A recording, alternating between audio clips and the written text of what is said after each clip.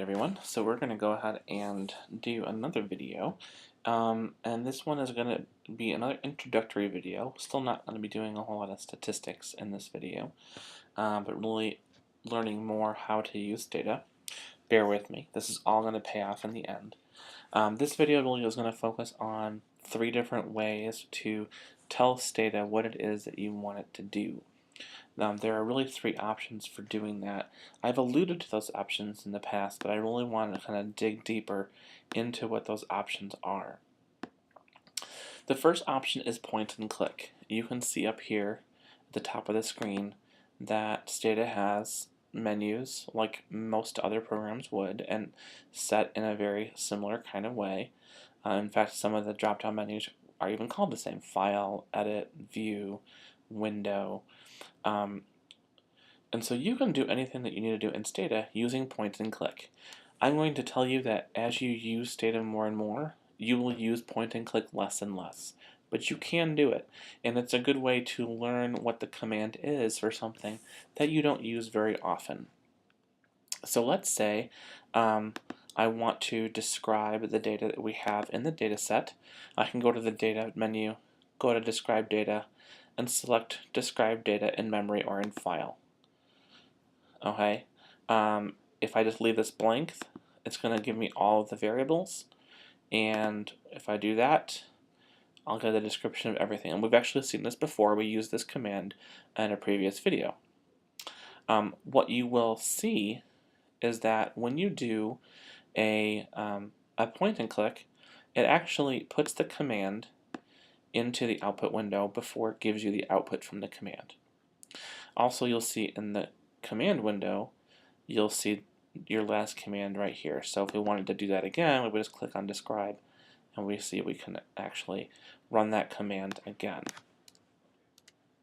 Now, describe is a very easy command, so you might not ever really need to do that using point and click. But let's say I want to actually do a histogram. Well, histogram is not something I do very often, and so I want to do a histogram. I want to do a histogram of Carnegie classifications. The data are discrete, they are not continuous. And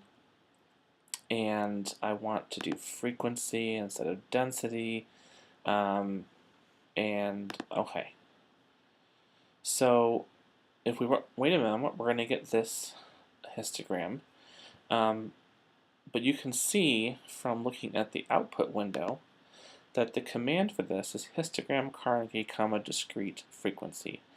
That is not something that I do frequently, so using point and click is helpful, if nothing else, to get this command.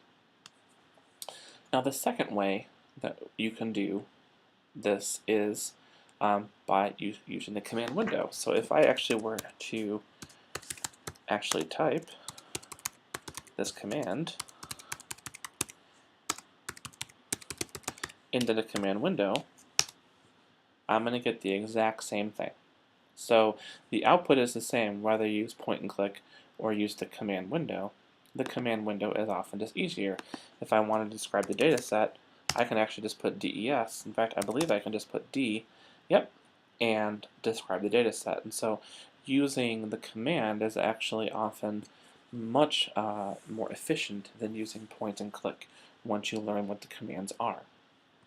Now, the third way to tell Stata what you want to do is using a do file. And a do file is basically it's a text window that has a list of commands and comments that allows you to run commands from that window in Stata.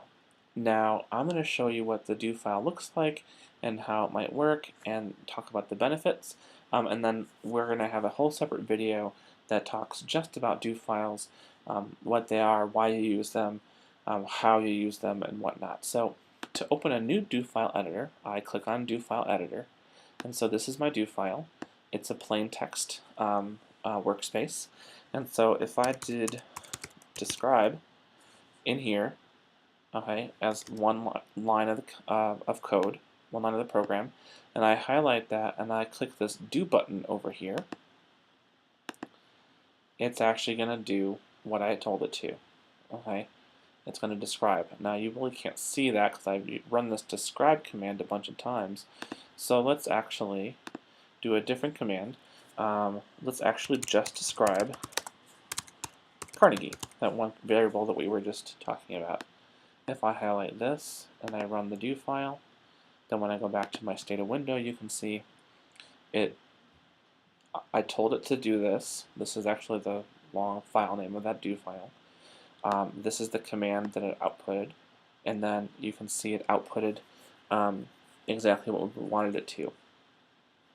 Now, do files can be very simple or they can be very complex. So we could say describe Carnegie and then tabulate Carnegie.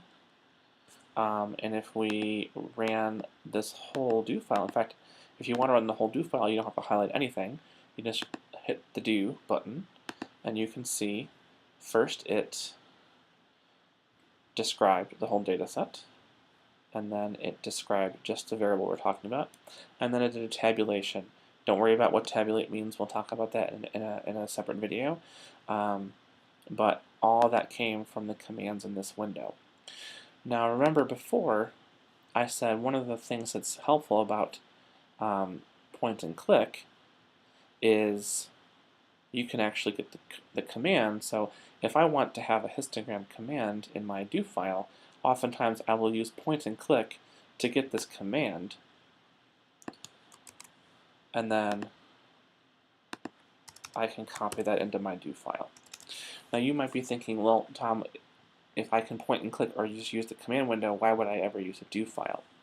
Well, I'm going to show you this briefly, and then we'll talk about it more in a separate do file video. But let me show you one of the assignments that I did for a homework for a class that I took. And let's see here. Let's open up homework 3. Here's a do file. Anything in green is a comment. And you can see all of these commands that I have done for this homework. Now, one, if I needed to replicate my work, I don't want to have to redo this. But also, what if I found that there was a problem with my data set and I had to fix my data set and then run everything again? I don't want to have to recreate that. The do file allows me to make whatever changes I need to in my data set, and then I just come in here and click do, and it will do everything for me.